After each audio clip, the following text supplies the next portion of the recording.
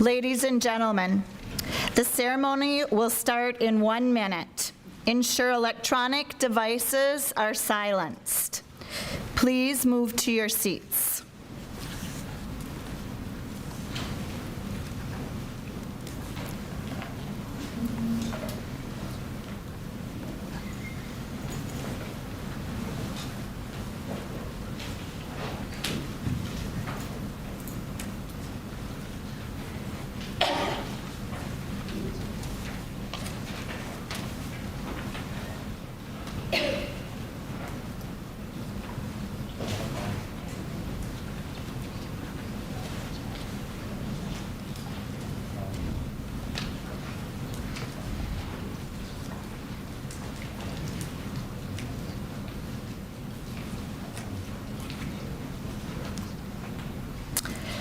Good afternoon.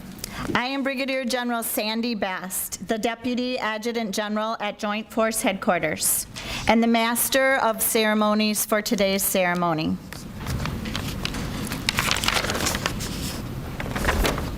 The official party for today's ceremony includes our Adjutant General, Major General Shawman, our Flight of Honor Board Chair, Major General Brevet Retired Dave Hamler, and our outgoing State Command Chief, Chief Master Sergeant Mark Rukavina. It is my honor and sincere pleasure to welcome those of you present and those of you joining us virtually.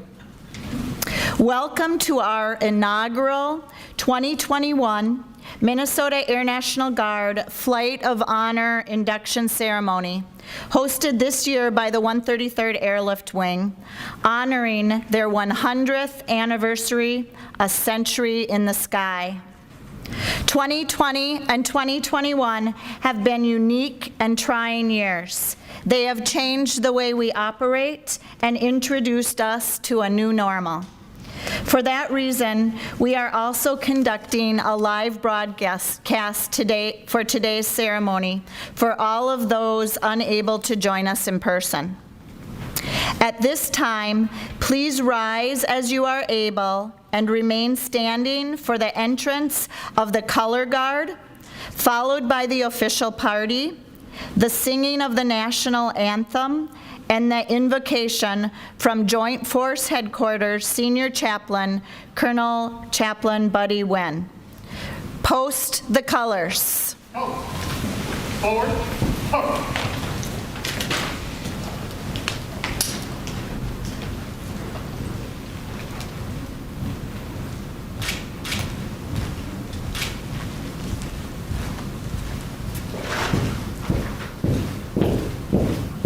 Pose.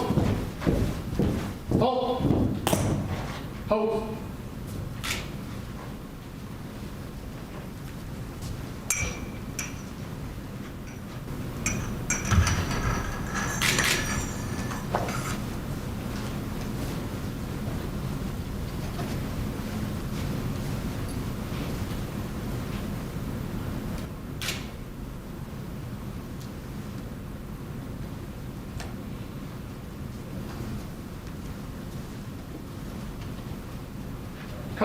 Colors turn. Heart.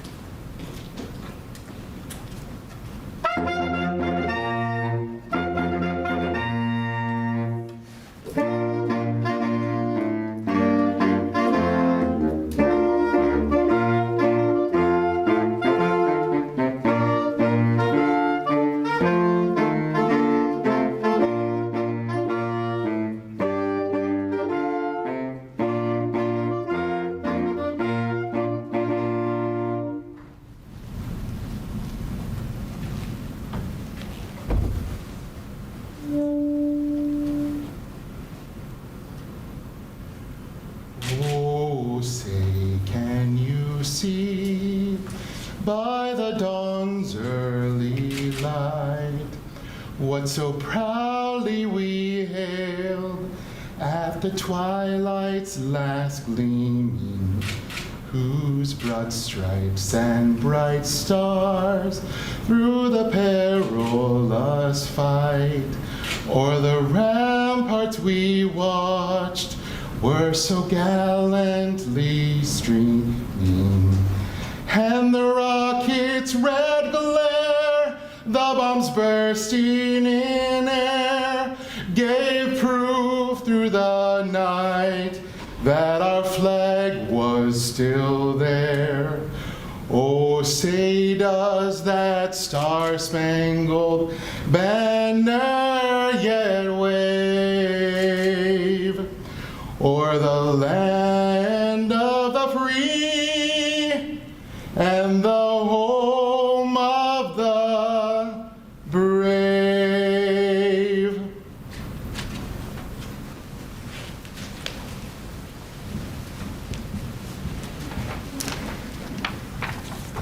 Good afternoon, honored guests, ladies and gentlemen. It's my great privilege to inaugurate this first ever Flight of Honor induction ceremony with the word of prayer. Would you please join me? Gracious God, we invite your presence to be with us here today. You tell us to give honor to whom honor is due. And so we recognize the qualities of good reputation, respect, character, and integrity that have marked the incredible careers and lives of those being honored today. I pray that this concept be emulated by those bearing witness to this ritual. And though we may not attain perfection, like those we honor today, may we pursue it with right and good intention and achieve excellence. Though our days are marked by uncertainty, Lord, our trust is well placed in you, our strong tower. Amen.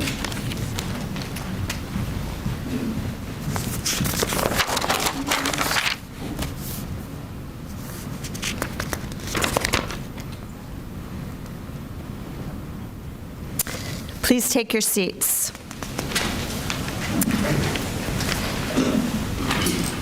Thank you, Color Guard, 34th Infantry Division, M16, Master Sergeant Ringwelski, and Chaplain Wynn.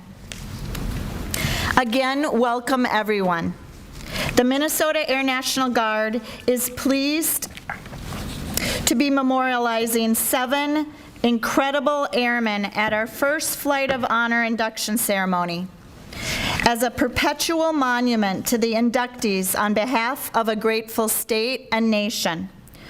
Monuments have or will be established at the 133rd Airlift Wing, St. Paul, and the 148th Fighter Wing, Duluth, hereby named in honor of Minnesota citizens who served honorably in our armed forces.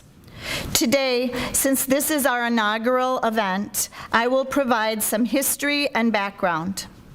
The Minnesota Army National Guard has had a memorialization program called the Court of Honor that dates back to 1933. Major General Hamler had a vision to create a similar program for the Minnesota Air National Guard. So in February of 2020, a group of fired-up retirees and Joint Force Headquarters staff, who are now formally part of our board, began the process to provide a recommendation to our Adjutant General, Major General Schmitt, for approval. Today, that vision becomes reality. The Flight of Honor Memorialization Program will honor past and present 133rd Airlift Wing, 148th Fighter Wing, and Joint Force Headquarters Air National Guard members who have distinguished themselves with notable professional achievement and service or heroism. These special acts have left our organization with a long-standing impact and have honored our mission and our communities. This program provides recognition for members who have overall distinguished themselves both during and after service to the Minnesota Air National Guard. I will now take a moment to recognize our distinguished guests. In addition to the official party and myself, Memorialization Board members include Brigadier General Tim Casselter, Vice Chair, retired, Colonel Jim Cleet, 133rd Airlift Wing Commander, Colonel Chris Blomquist, 148th Fighter Wing Commander, Chief Master Sergeant Melissa Nelson, Joint Force Headquarters Personnel Superintendent, Chief Master Sergeant Dave Himmer, Joint Force Headquarters 133rd Airlift Wing retired, Chief Master Sergeant Bill McEwen, Joint Force Headquarters 148th Fighter Wing retired, Master Sergeant Ringwelski and Tech Sergeant Sarah Lee, past and present Joint Force Headquarters Executive Assistants, and Miss Sherry Bailey, Master Sergeant retired and Flight of Honor Memorialization Program Coordinator. Thank you, and please know that we sincerely appreciate the time and work each of you dedicated over the past 2 years to establish this significant tradition. The Minnesota Air National Guard Flight of Honor, we wouldn't be here without you and Major General Menke's support for this program.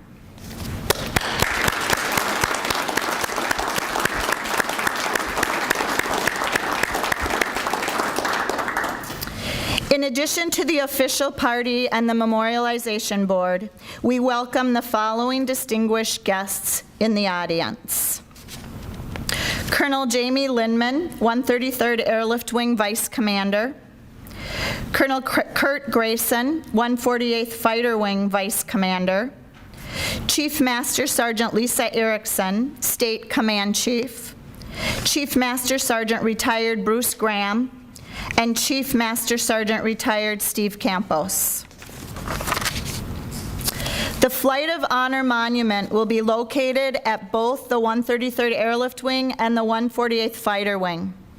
Each wing has provided a prestigious, visible area for the purpose of recognizing and remembering those individuals who have, through dedicated service to state and nation, attained uncommon prestige, heroism, or distinguished professional achievement and service over an extended period of time while in service and beyond. This year, we will recognize the following airmen, whose names will be engraved in the Flight of Honor monuments at both the 133rd Airlift Wing and the 148th Fighter Wing. Major General John R. Dolney, Major General Wayne C. Gatlin, Brigadier General Ray S. Miller, Colonel Mary Ann Bechik Mecom, Colonel Julia E. Eszlinger Jensen, Chief Master Sergeant Jerome A. Blazevic, Master Sergeant Derrick J. Schmitt. Please join Major General Menke and the members of the Memorialization Board in honoring these select distinguished airmen and their families.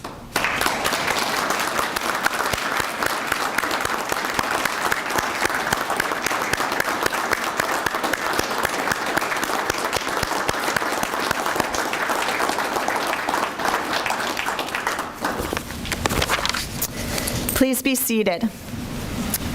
I will be reading bios of our honorees. Please hold your applause until all inductees have been read. Our first honoree today is Major General John R. Dolney, represented today by his wife, Mrs. Gisela Dolny, and his daughter, Patty Dolny. Major General John R. Dolney's military career began just after Pearl Harbor when he signed up in the Army Air Corps as a cadet. He received his wings and was commissioned in February 1943.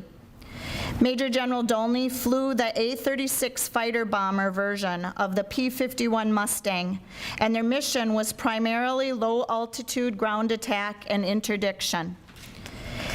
As his combat tour was up, he voluntarily extended for another tour and was selected as commander of the 527th Fighter Bomber Squadron at the age of 23. His squadron converted to the P-47 Thunderbolt. As a prerogative of the squadron commander, he painted nose art on his airplane, which he named for his niece, Sandra Lee. As the war progressed, Major General Dolney's squadron moved in December 1944 to Tadoville, France, to participate in the final push into Germany as the war ended. He completed 135 combat missions and was awarded the Distinguished Flying Cross, Air Medal with Clusters, Purple Heart, Bronze Star, and French Croix de Guerre with Silver Star. Major General Dolny returned to Germany in February 1946 as Deputy Commander of the 64th Fighter Wing, responsible for closing down military bases and disposing of aircraft. Sadly, he witnessed the destruction of his beloved Sandra Lee among piles of aircraft that were bulldozed. In March 1947, Major General Dolny became the 109th Fighter Wing Interceptor Squadron Commander, which flew P-51 Mustangs and various other support aircraft out of Holman Field, now the St. Paul Downtown Airport. In 1950, he was promoted to full colonel at the age of 29 and took command of the 133rd Fighter Interceptor Group. The 133rd was called to active duty for the Korean War in March of 1951 for 21 months of active service, mostly at home station, where he commanded the newly established 133rd Air Defense Wing, comprised of 4 Air National Guard groups: St. Paul, Minnesota, Duluth, Minnesota, Fargo, North Dakota, and Sioux Falls, South Dakota. These units continued to fly the F-51 Mustang until jet fighters became available from the active Air Force. F-94 and F-89 interceptors came into the units, which then stood 24/7 alert, protecting the nation's northern border. With the new jet fighter mission, in 1958, the 133rd moved from St. Paul's Holman Field to Wold Chamberlain Field, now the Minneapolis-St. Paul International Airport, and took over the active duty air defense mission. Major General Dolny was the leader of the Air National Guard effort to get a heavy airlift mission from the Air Force, and in January 1960, the 133rd received 4-engine C-97 heavy transports. With this conversion, the 133rd became the lead air transport wing in the Air National Guard, with support units in Providence, Rhode Island, Schenectady, New York, Mansfield, Ohio, and Newcastle, Delaware. He was promoted to Brigadier General in 1961. In October, the wing was called to active duty for 11 months in support of the Berlin crisis. The mission was worldwide airlift, and our aircraft were heavily involved in European theater logistics. After deactivation, the 133rd continued its airlift mission, becoming much more involved in Southeast Asia as the Vietnam War heated up. In 1970, the 133rd was redesignated as a tactical airlift wing and converted to the C-130 Hercules, the same mission the wing flies today, 50 years later, albeit with much newer C-130s. He continued as the wing commander until 1977, when he was promoted to his new position as Air National Guard Special Assistant to the Commander, Air Defense Command, and received a 2nd star to Major General. He served to provide liaison between the Air Defense Command and the many Air National Guard air interceptor units around the country. Major General Dolny retired at the age of 60 in 1981 with 39 years of service. He had over 10,000 hours as a command pilot with 135 combat missions and 211 combat hours. He flew the A-37 Apache, P-40 Warhawk, P-47 Thunderbolt, F-51 Mustang, F-94 Starfire, F-89 Scorpion, C-97 Stratofreighter, and C-130 Hercules aircraft. In recognition of his long, distinguished service to his nation and the state of Minnesota, Major General Dolney was inducted into the Minnesota Aviation Hall of Fame in 1998. A museum display that memorializes Major General Dolney's career, contributions, and preserves his memorabilia is located at the 133rd Airlift Wing, Minnesota Air National Guard Museum. Major General Dolney was nominated by Colonel Jamie Lindman. Gisela and Patty, you are welcome to the podium for short remarks. Do you want to just answer? Thank you very, very much. Thank you all for coming. My dad loved the Minnesota Air National Guard so much that he had, I don't know how many saw his personalized license plate. It was 133 TAW, and that now sits very proudly next to his flag. So thank you very much.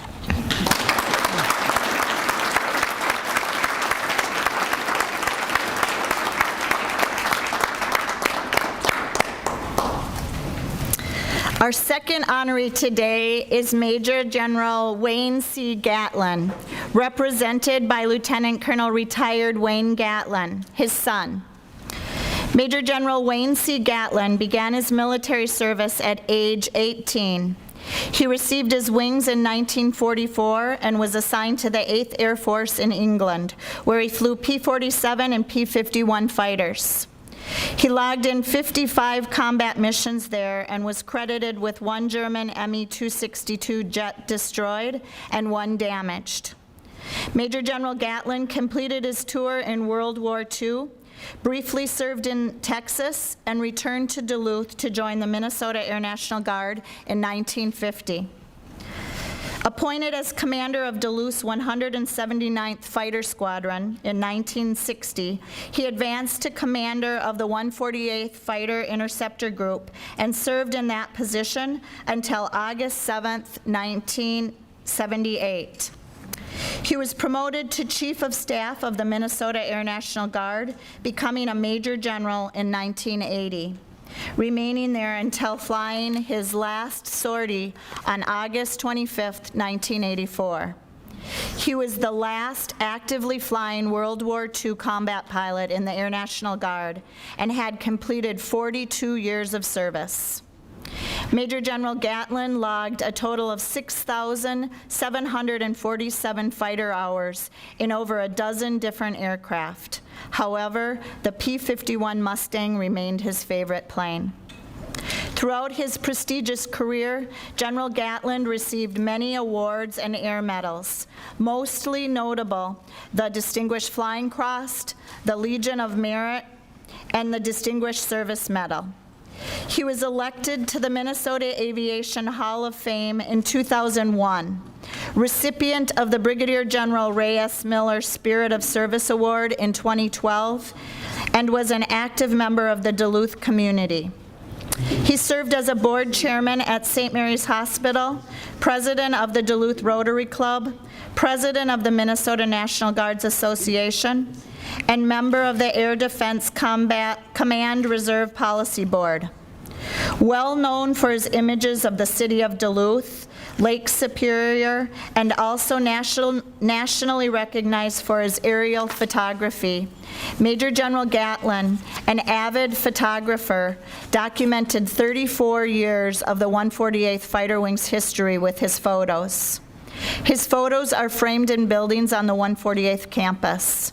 They're in history books, and they will soon be featured in the St. Louis County Historical Society's Veterans Memorial Hall. Major General Gatlin's packet was submitted by Brigadier General retired Ray Klazowski. The one thing that is special about this award is that he loved the Guard, and he felt so strongly about it. He was the Guard. And he was about family. I mean, you look at Blazevic, Dolney's, there's family all over the place. And I remember those names in my house when I was growing up. Chief Blazevic, he'd come down and change my dad's bandages when my dad bailed out of a T-33 back in '75. It's just those kind of people that just shine, and my dad was one of them, and I am so proud to be part of that. And my sisters, it's just a really cool thing. So thank you, everybody. Thank you, the Memorialization Board. Thank you so much.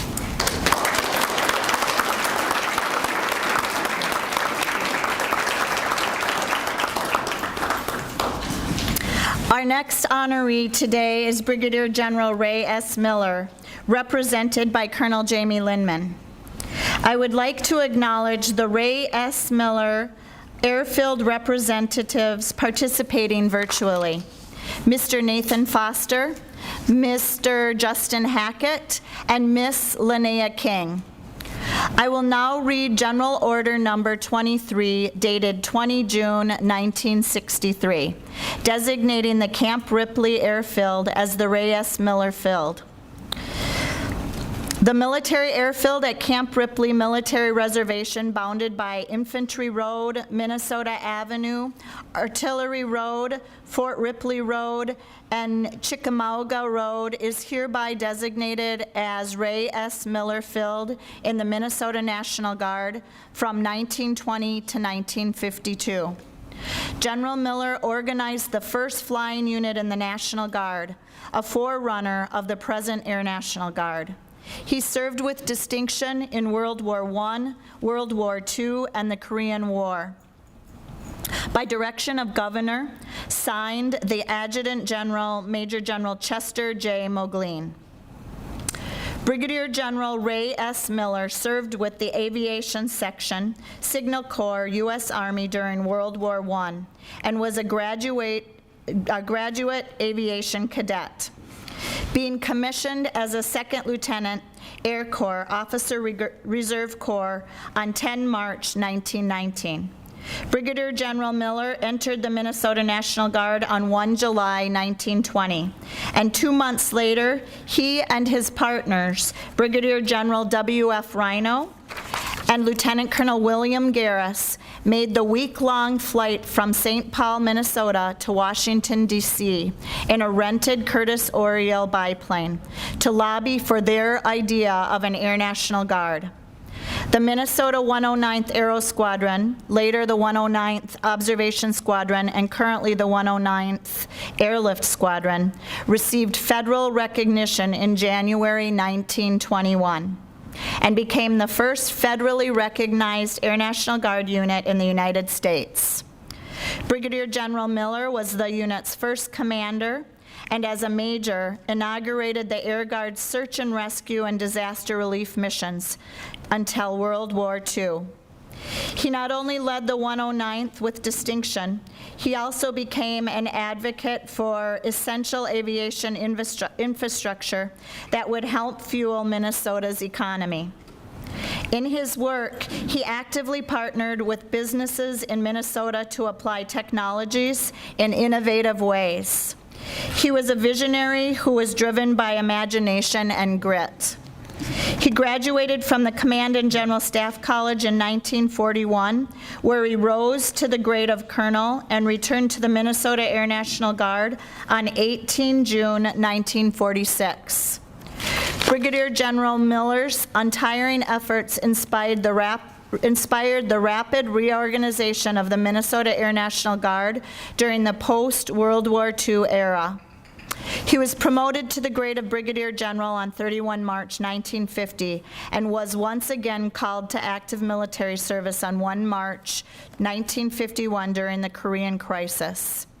On 31 May 1952, he was relieved from active federal military service and retired. In retirement, Brigadier General Miller retained a very active interest in the Minnesota Air National Guard affairs and was always available for advice and counsel. General Miller's contributions to the military aviation history of the state of Minnesota, the Minnesota Air National Guard, and the 133rd Airlift Wing are unparalleled. Brigadier General Miller was nominated by Colonel Jamie Lindman. Colonel Lindman, you are welcome to the podium for short remarks. Thank you, ma'am. Well, it's tough to keep it short when you're talking about a man like General Ray Miller. So it's truly my honor today to represent him as part of this inaugural event, along with the fact that we are, meanwhile, at the 133rd celebrating a century in the sky.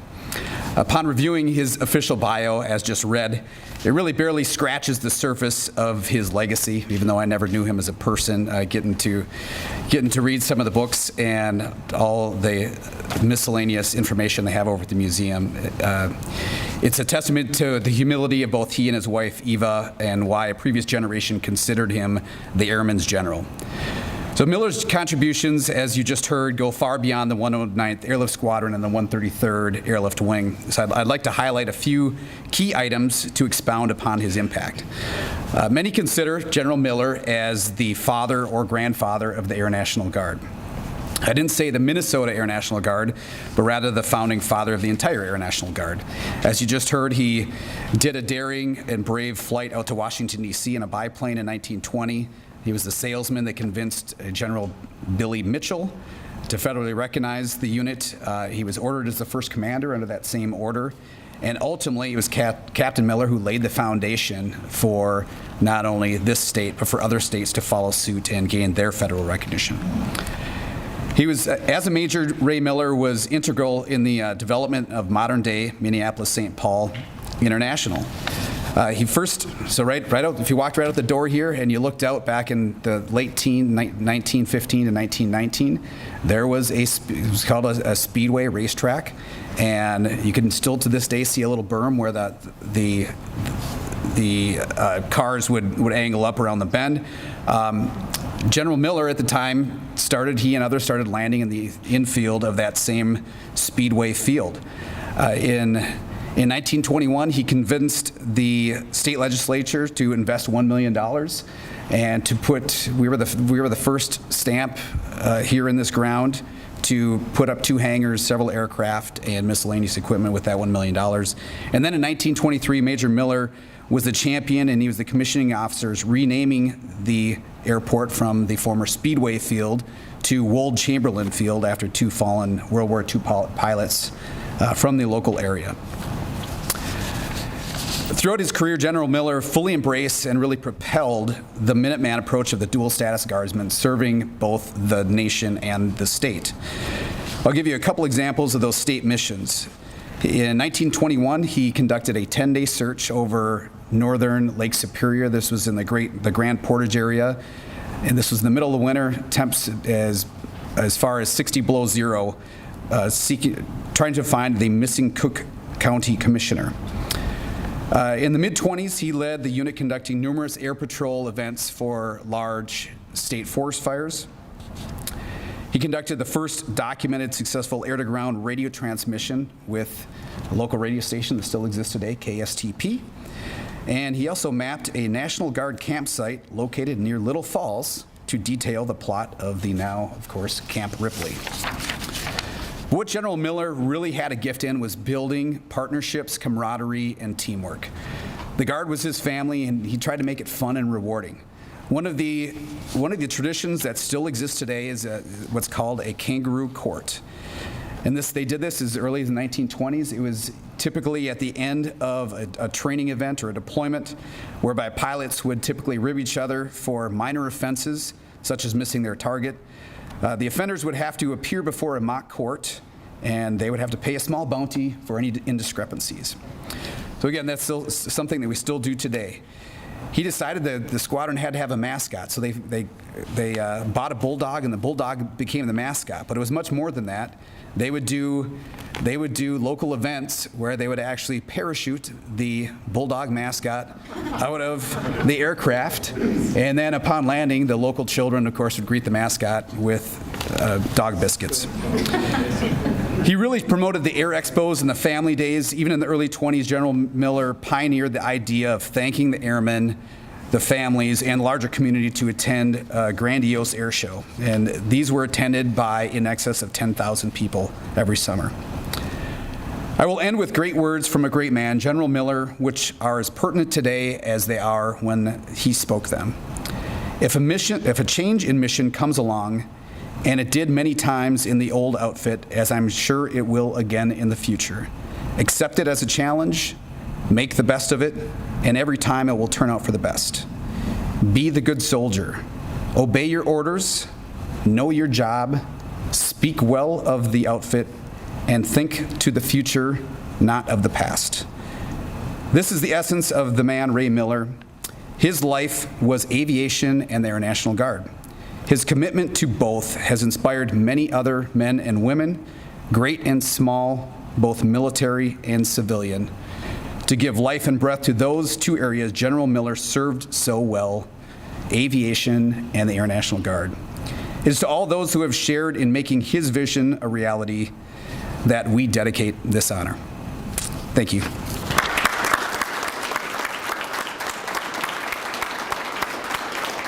words, Tom. Thank you.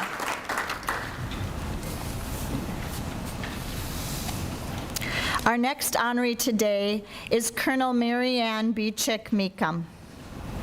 Colonel Ann Bechik Mecom's military service began in 1968. She had a distinguished 25-year career culminating in her being named Chief Nurse to the Minnesota Air National Guard, receiving the Minnesota Distinguished Service Medal. While Chief Nurse of the 133rd Medical Squadron, she led a nursing section that received a rating of excellent and a personal citation by the Health Services Readiness Inspection Team for her outstanding leadership. Later, as Chief Nurse of the Minnesota Air National Guard, she divided her time between Duluth and Minneapolis, visiting medical units and working mobility lines. As a result of Colonel Bechik Mecom's outstanding reputation, she was sought out as a leader for a number of programs whose impact extended far beyond the medical community. She served on the Officer Event Fund and the Fort Snelling Officer Open Mess Governing Board. She had primary responsibility for the planning, organizing, and delivery of the Officers Dining In 1990. Similarly, she had primary responsibility for organizing the State Air Surgeons Medical Training Conference in 1991. She personally organized and participated in the medical processing of nearly all military personnel deployed to Southwest Asia in support of Operations Desert Shield and Storm. As an administrator, Colonel Bechik Mecom was personally dedicated to quality management. She enthusiastically integrated her civilian training in total quality leadership and management into her management of nursing programs. She effectively involved enlisted personnel and officers in program planning and activities directly impacting the smooth transition of leadership within units she managed. As a motivator and role model, Colonel Bechik Mecom served as a keynote speaker and a representative of the Air National Guard at the University of Minnesota School of Nursing and at the Association of Military Surgeons of the United States. She was the first woman in the Minnesota Air National Guard to be promoted to the rank of colonel and has served as a mentor for the state nursing staff. Colonel Bechik Mecom served her community with passion and dedication. Her citizen soldier spirit was evident in her professional and personal life, where she continues to give back to her community. After graduating from nursing in 1965, Colonel Bechik Mecom worked at Anchor, St. Paul, Ramsey, which is now known as Regents Hospital, as a staff nurse and later as head nurse of pediatrics. In 1971, she was recruited by the Minnesota Children's Hospital as the Assistant Director of Nursing and continued to work full-time until she retired in 2010, after 45 years of service as a nurse. During this period, she also served in the Minnesota Air National Guard for 25 years. Over the years, she provided her nursing and organizational expertise in a number of volunteer opportunities and has spoken at numerous engagements. She has actively served at her church, St. Mary's Orthodox Cathedral, for over 50 years in a variety of services. Colonel Bechik Mecom volunteers at Focus, Minnesota, fellow Fellowship of Orthodox Christians United to Serve, which provides support to the underserved community in the Twin Cities.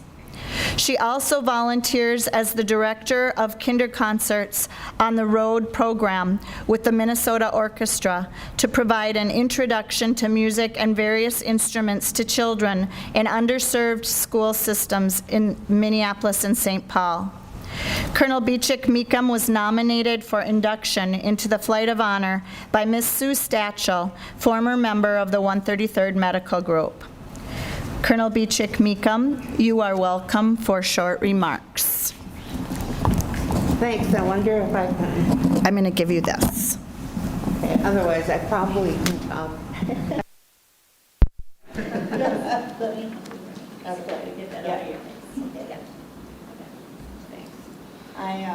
I probably talk loud enough, but I'm really so.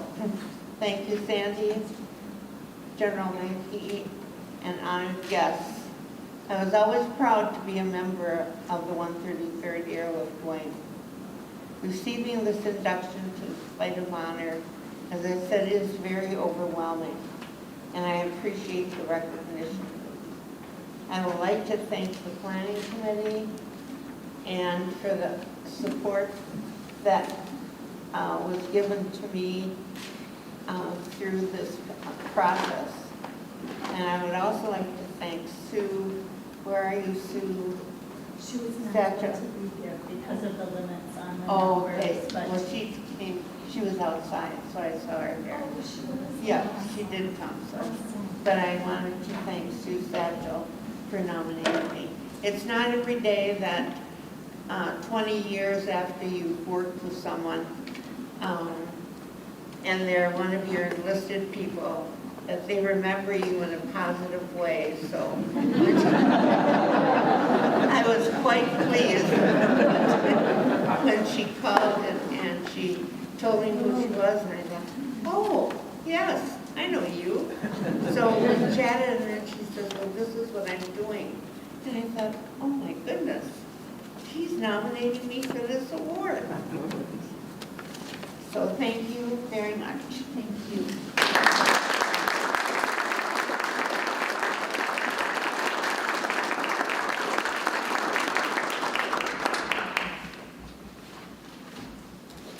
Our next honoree today is Colonel Julia E. Eszlinger Jensen.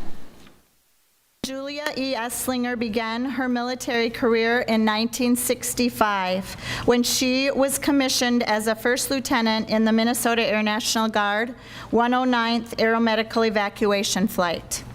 She graduated Brooks Air Force Base School of Aerospace Medicine, San Antonio, Texas, Flight Nurse course in 1966, and immediately started flying aeromedical evacuation missions.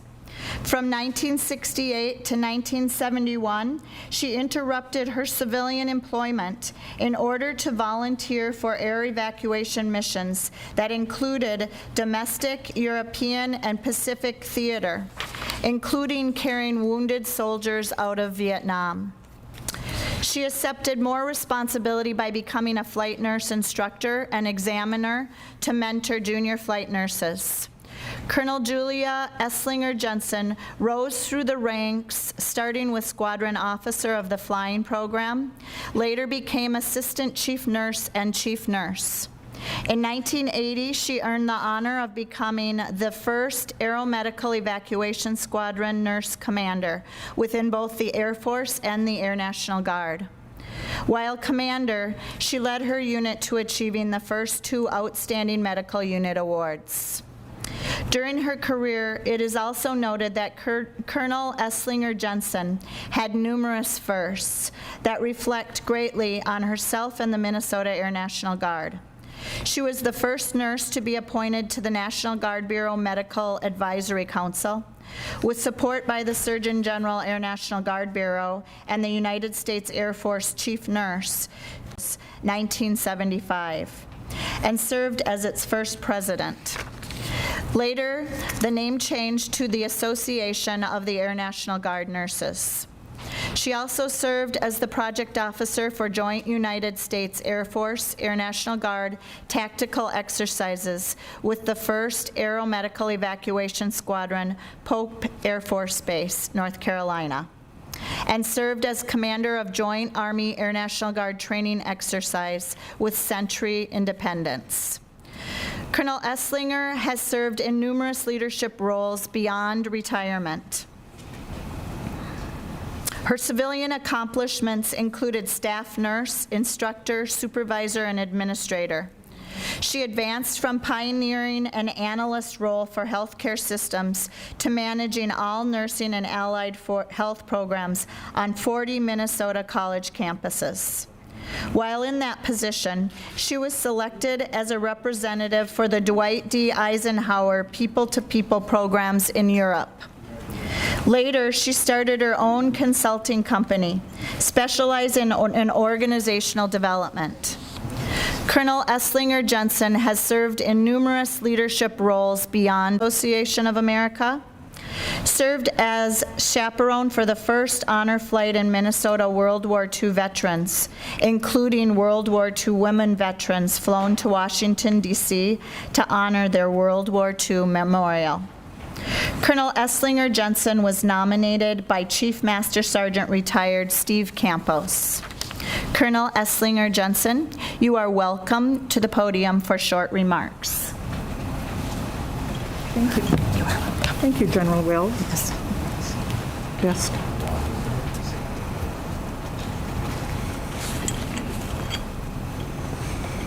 I'm going to have to wear my readers. I'm with Mary Ann, Colonel Bechik Mecom, when she talked about the memories of General Dolny and for sure the Gatlin family. You look exactly like your dad.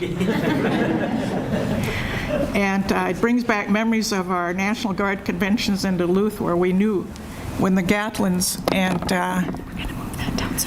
Sergeant Blazovic were in charge that it would be quite a convention. I thank Major General Mankey, Major General Helmer, General Best, and Chief Rakovinka. This has been an extraordinary event for all of us, and I think especially, like Mary Ann was saying, it's overwhelming because we don't see ourselves in the ranks of General Dolny, General Gatlin, and General Miller. So it's really a very, very high honor. I'm happy to also welcome family and friends that are hopefully watching virtually, because they were quite disappointed with COVID, as we all are, and the limits it puts on a movement. As I was thinking of what to say, I thought, how did this all happen? I remember growing up and my parents having a conversation with me in which they said, nothing stops you. When you believe and want to do something, you just do it. This was said in a stern manner, and it was probably said after I had a phone installed, which my dad didn't want to have happen. Another frequent quote to my brother and me was, don't ask for help with what you can do yourself. Do for others first. Always think of what you can do for others.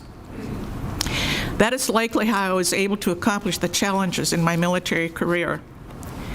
I loved being in the 133rd and a flight nurse in the 109th Aeromedical Evacuation Flight. Doing what I loved, often with many challenges, made it doable. Not easy, but it was doable. I had support from commanders, higher headquarters, and my Aeromed crew members. For this induction honor, it is more about recognizing people who believed in me and supported me. I have many people to thank. However, in the interest of time, only a few of them will be identified. Some are no longer with us, but that doesn't make them less important. First, I want to thank the late General Robert Shawman. He was the 133rd Airlift Wing Commander. He believed that nurses should really be in command of aeromedical evacuation. However, nurses were not listed in U.S. Air Force nor National Guard regulations to be in command positions. He navigated higher channels of the Air Force and National Guard Bureau to legally and legitimately appoint me commander of the 109th Aeromedical Evacuation Squadrons. This was significant. It has forever changed the nurse in command role in the U.S. Air Force, the Air National Guard, and the Air Force Reserve. My appointment to commander from chief nurse opened more doors for me. Second, a special thank you to those who are no longer with us. Colonel Henry Capiz, he was one of my commanders. Colonel Alice May Grainer, she was chief nurse. Master Sergeant Rob Wacobo, first sergeant. Senior Master Sergeant Walt Foster, who was a medical technician, and he also managed the 109th admin office on a daily basis. He was the only person in there. I think now we have about 3 or 4, which is how it should have been then, but that's not how it was. With all of us having full-time employment and 109th responsibilities, amidst our very heavy schedules, we persevered and were determined to achieve our obligations and requirements. Included in this group are the current and now retired aeromeds. This only happened because of the willingness and support from the people I just mentioned and who are no longer with us. Third, I want to thank people of the Rawlings chapter of the Air Force Association for supporting me when I needed to honor the World War II women veterans. I could not believe that the World War II women veterans came back from service in their civilian clothes and were told to find their own way home and had never been recognized. With that, I knew it had to happen, and it was the Rawlings chapter that helped support financially the ability to honor them. What we thought would only be about maybe 30 or 40 women veterans showing up, no, it was over 200, because the word got out to women who had lived in Minnesota and now were in other states, and they came home because it was their first time. That was a great event. Also to the Rawlings chapter for honoring Colonel Kenneth Wofford, who was a Tuskegee Airman, and we put a mural up in the Fort Snelling 934th Officers Club, which we had to have removed when the club closed instantly. Again, it was the 109th Aeromedical. I'm losing touch with my pages here. One of the most proudest moments while I was in the Air Force is when I was at the 375th at Scott Air Force Base. And Colonel Paul Carlton, he was Surgeon General of the 375th. He had just returned from Desert Storm and announced at his debriefing, if I ever have to go to war again, it will only be with the 109th, a medical unit out of Minneapolis. There isn't anything that they can't do and are always ready to help with whatever needs to be done. He didn't know me, and I didn't know him until after that comment. And last but not least, I want to recognize my late husband, Colonel Russ Jensen. Since I was the only woman commander at the 133rd and higher headquarters meetings, he helped me understand the thinking of my male counterparts. I want to say this about my male counterparts. I was always treated with respect, and never did I experience any sexual innuendos. And I needed to say that because being the only woman in an all-male environment kind of opens that kind of thinking up. Never happened to me. I was very respected, and I enjoyed it. He was my mentor and abiding support for any and all of my endeavors. I would also like to take the opportunity to recognize 2 of our aeromedical crew members who are not here. That's Colonel Michael Germain and Tech Sergeant Chip Childs. For 8 years, they were motivated, dedicated, and committed to writing the book of the 109th Aeromedical Evacuation Flight called The Best Care in the Air. Chief Campus is holding up a book. And it not only covers the history of the 109th Aeromedical Evacuation Flight, it does go all the way back to when the unit was started. So there's a lot of history in that book. It's understandable why it took them 8 years. They made sure that everything that they put into that book was accurate. They weren't going to have any questions asked about dates or anything, so they put a lot of time into it. It's an excellent book. I just want to say this, that I am most grateful for the many challenges I had. And one of the objectives I always had with the 109th is, what can we do to make us better? Initiating new concepts were accepted by the 109th, but received with reluctant acceptance from other sister units in other states. We had a lot of issues to work on with the units from the other states to have them believe that our medical technicians needed more training than they were getting at a very limited basis. I am proud to say I was a member of the greatest air evac squadron in the U.S. Air Force. It was an unbreakable bond, and in the words of Dr. Seuss, don't cry because it's over, smile because it happened. I want to thank our virtual audience of family, friends, and AeroMeds. And in closing, I want to thank our Honor Memorialization Board, Major Mankey, Major General Hamler, General Best, Chief Rukavinka, especially Major Sergeant retired Sherry Bailey. She put up with an awful lot of questions of things that I didn't know, and I had a hard time believing that this is something I should be getting. And Tech Sergeant Lee. And I know there are unidentified others on that board. You had the vision for initiating the Flight of Honor Induction program. It is a valuable and memorable depiction of the historic significance within the Minnesota Air National Guard. And for all of us Guard folks, Army and Air, in the words of General James Doolittle, there's nothing stronger than the heart of the volunteer. Thank you very much.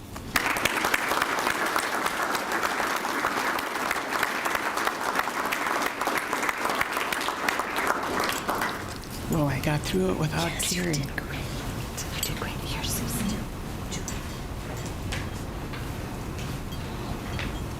Clean up after myself. Thank you. Yes.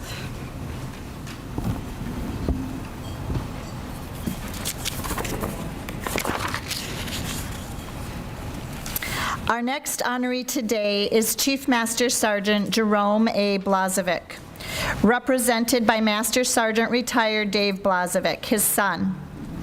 Chief Master Sergeant Jerome A. Blazovic was drafted into the U.S. Army at Fort Snelling in November 1940. Advanced training at Camp Pickett, Blackstone, West Virginia, as a rifleman, and was later assigned as a chaplain at 2nd Replacement Depot.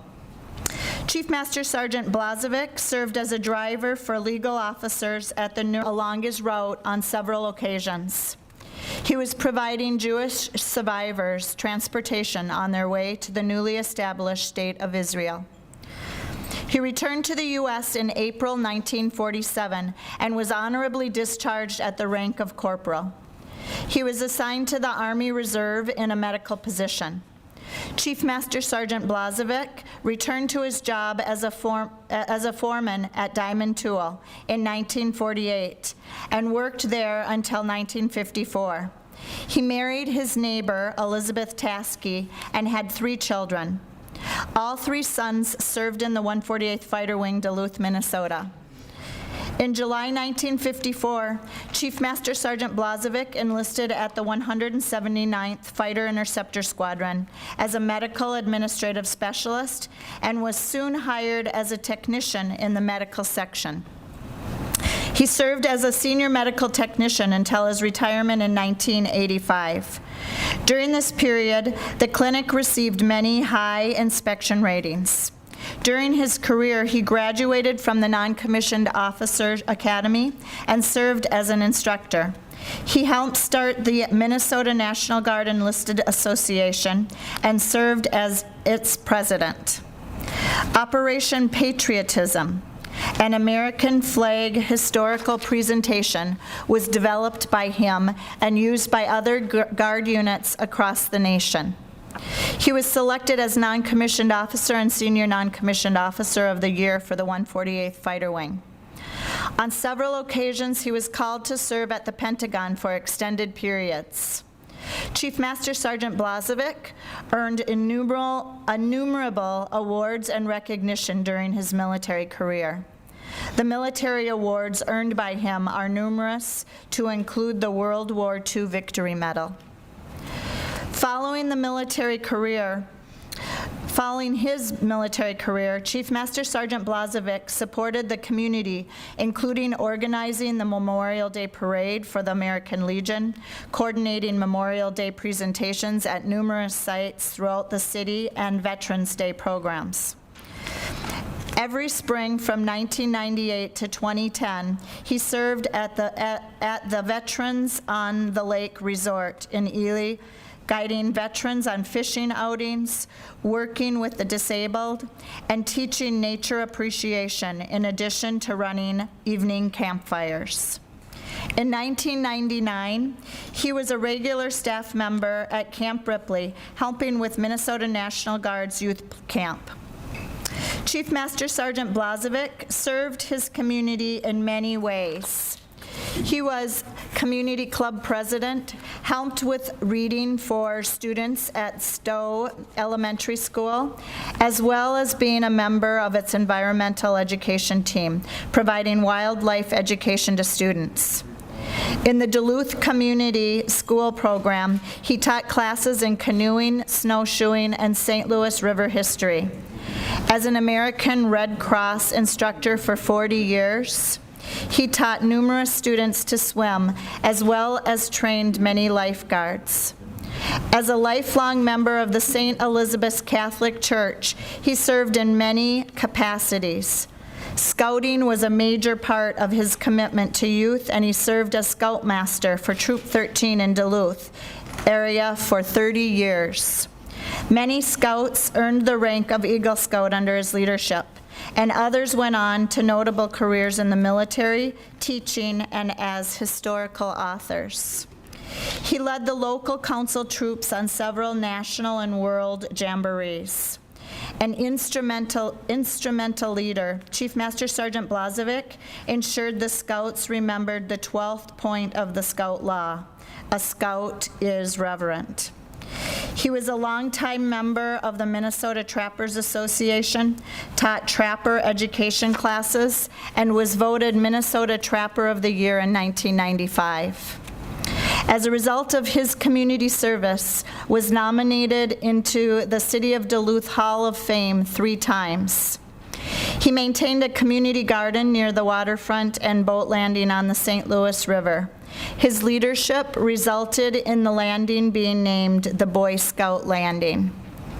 Chief Master Sergeant Blazovic was nominated by his son, Master Sergeant Retired David Blazovic. Master Sergeant Blazovic, you are welcome to the podium for short remarks.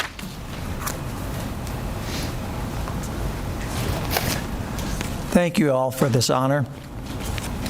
It's sort of hard with the 148th having a motto of a proud tradition and a captive audience like you not carrying on in Dad's tradition, because this could go on for a long time. My dad and General Wayne Gatlin have been acquainted with each other since high school, but a defining parallel regarding each true character occurred during World War II.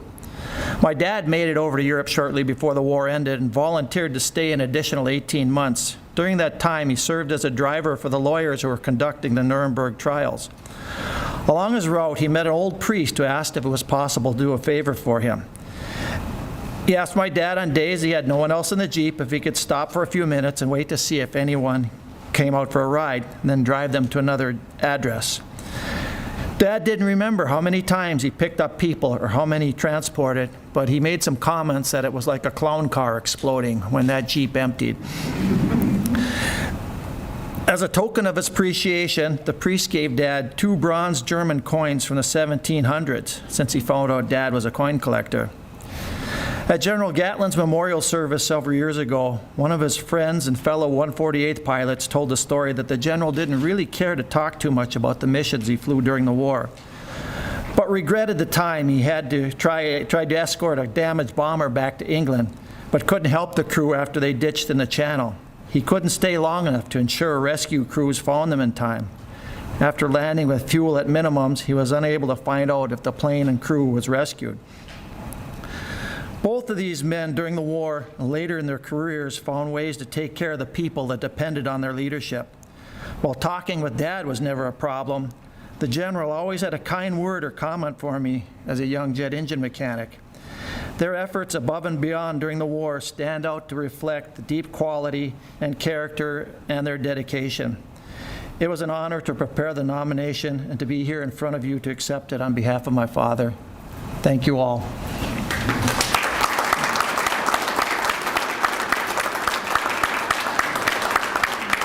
We just got a few more words. David covered most of it, but my dad's career started in 1954. He was a foreman at Diamond Tool, and his friend Frank Barron was kind of the hiring guy at the 148th, and they were close friends.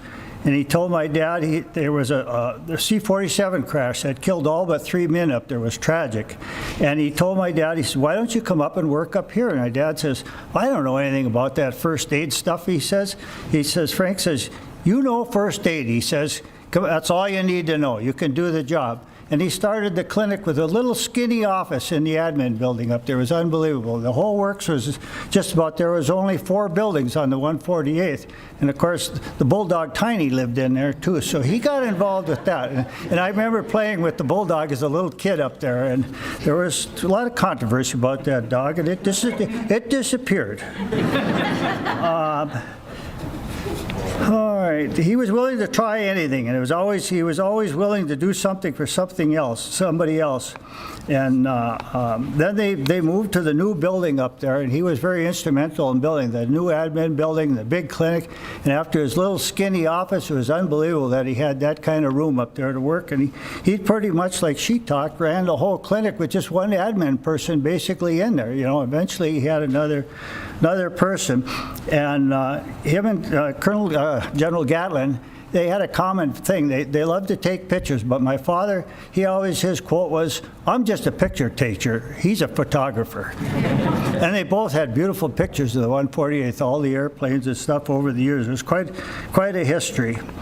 And they talked about the T-33 crash where Wayne got his knees clipped on the way out, ejecting out of that thing. And my father was, in fact, he did go there all the time to take care of Wayne. And I was glad you mentioned that. And the thing I remember is I had a pretty new 1975 Ford four-wheel drive truck. The base had closed. The snowstorm was so bad nobody could move. My dad says, take me to the base. So we went up there. He had to get bandages, and we had to go downtown to Wayne's house and bring them bandages. We were going one way or the other if he had to go on his snowshoes.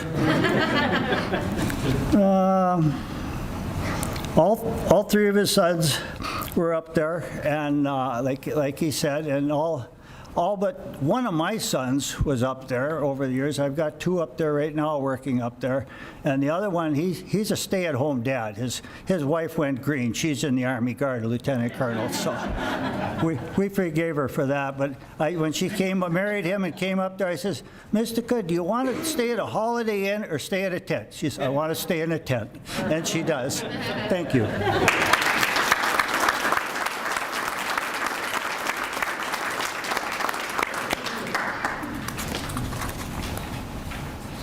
Our final honoree today is Master Sergeant Derrick J. Schmitt, represented by Mary and Larry Waters, his parents, and Brittany and Derrick II, his children.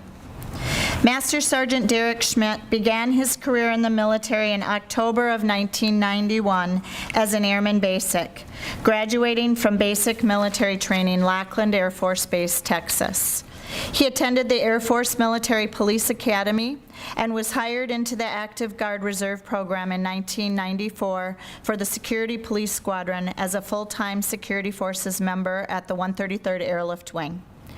Master Sergeant Schmitt was considered one of the initial hires for the new Air National Guard initiative, and his leadership was technical expertise was instrumental in how the program was unveiled to include the day-to-day operations in an ever-changing environment. While working at the 133rd Airlift Wing as a Security Forces member, he was selected to be the first Minnesota Guardsman to become a member of the elite Air Force Security Forces trained anti-terrorism unit called Phoenix Raven. After graduation, he was awarded Raven number 333. In this position, he traveled extensively throughout the world. After September 11th, 2001, he was activated for 2 years as a Raven team leader.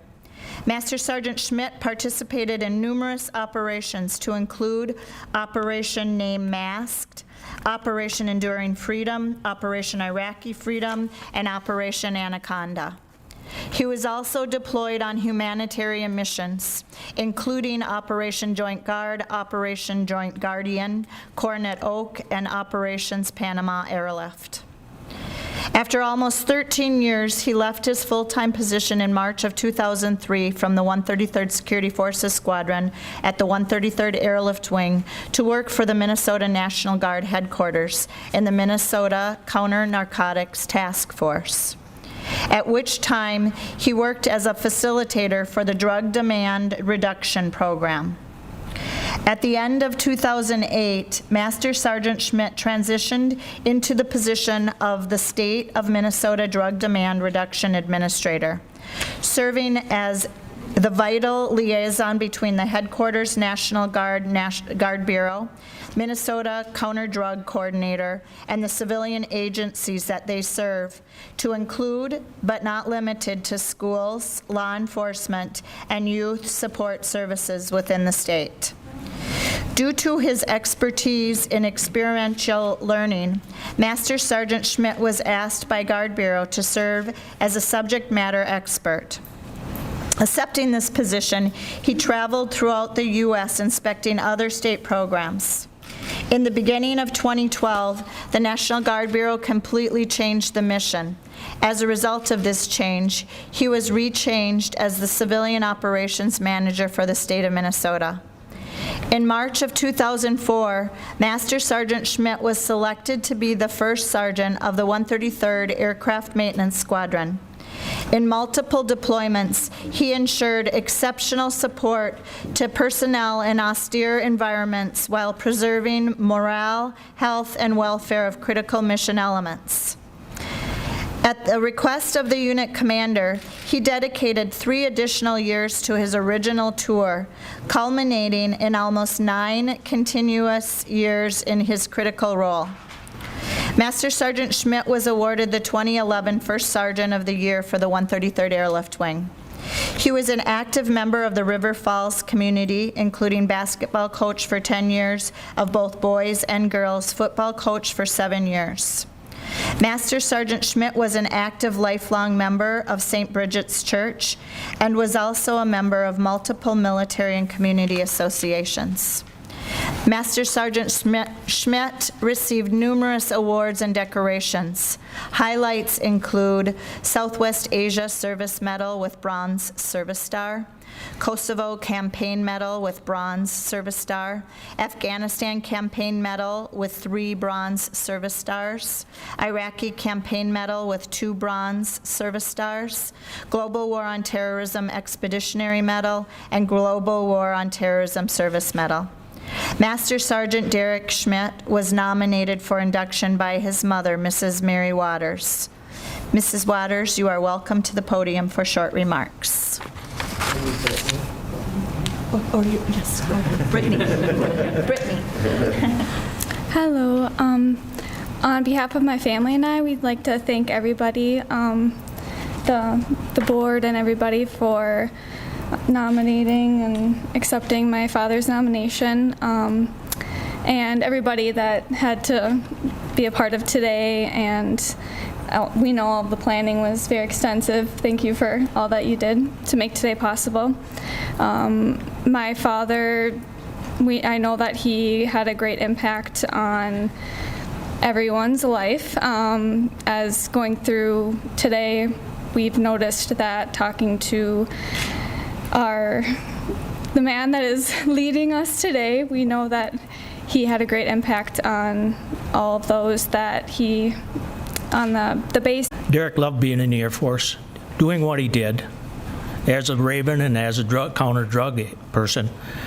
And I want you to know that his mother is a Gold Star mother, because Derrick died because of the injuries he received during his service to his country. Thank you.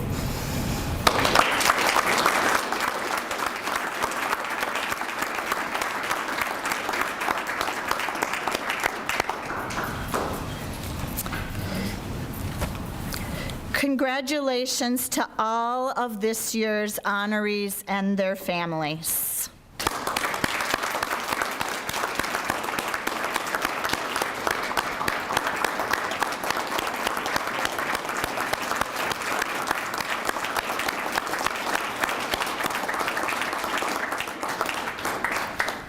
At this time, it is my pleasure to welcome to the podium the chair of the Memorialization Board, Major General Brevet Retired Dave Hamler.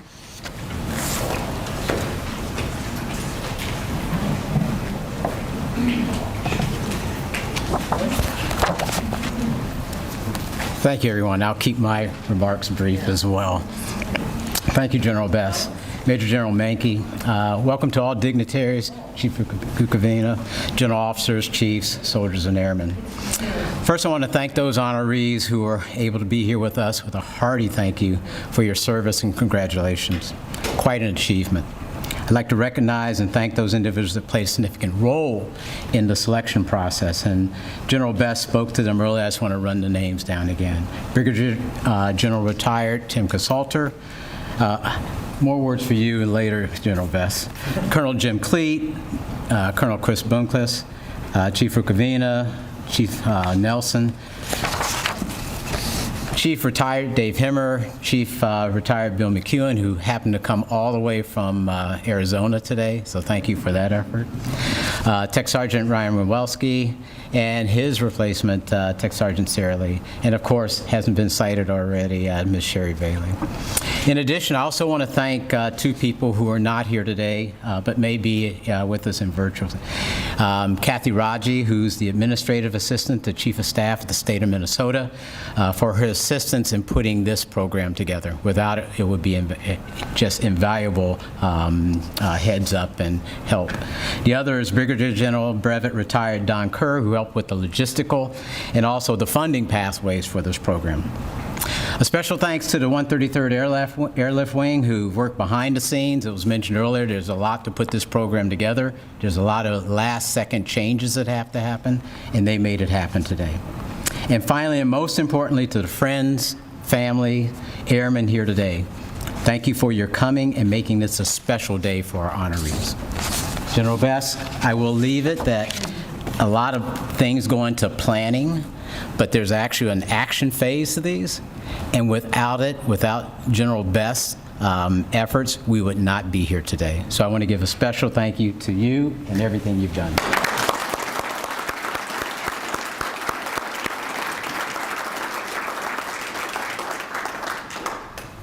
Thank you, General Hamler. And just to add a few more thank yous, of course, once again to the 34th Infantry Division, M16. Thank you so much for being here. Our color guard, who's already departed, and then also to the amazing public affairs folks in the back, not only for today, but also, if you haven't noticed, on both the 133rd, 148th Facebook pages, all of the inductees have been recognized over and over, so thank you, public affairs, for all that you do every day.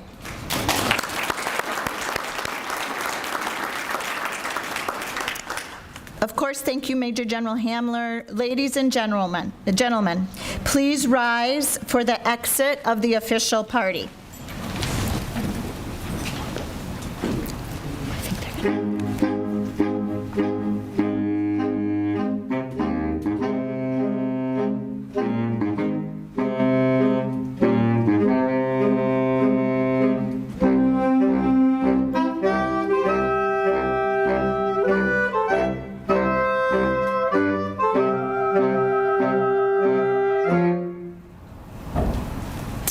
Be seated just for a few more words here. This concludes this portion of the memorialization program.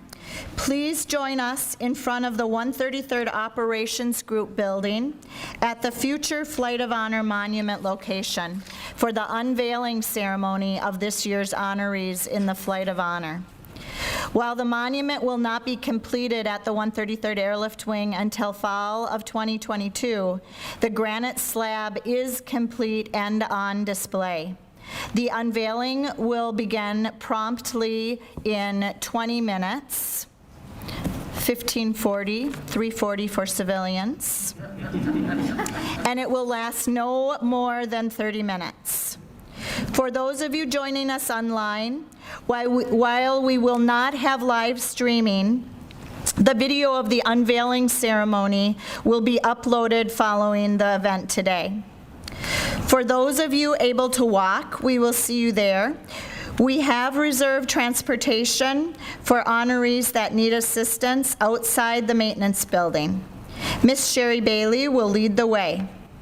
Following the unveiling ceremony, the transportation will return inductees and guests that need assistance to their reserved parking. This concludes the event. Thank you.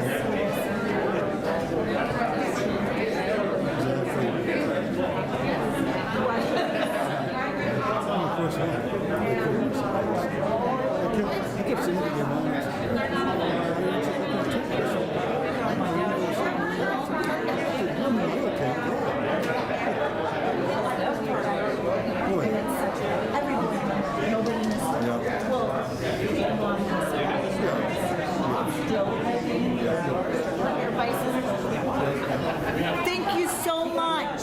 Yes, I really appreciate it. Yeah, you guys are awesome. Thank you all so much.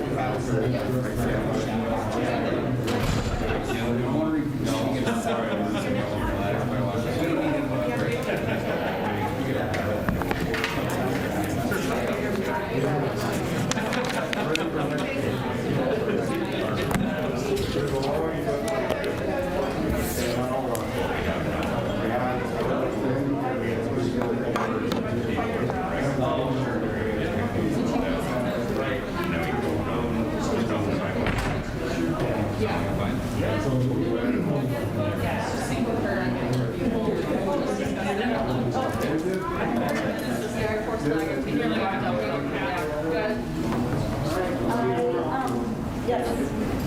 You're going over with. See how well that went? Yes. We'll share.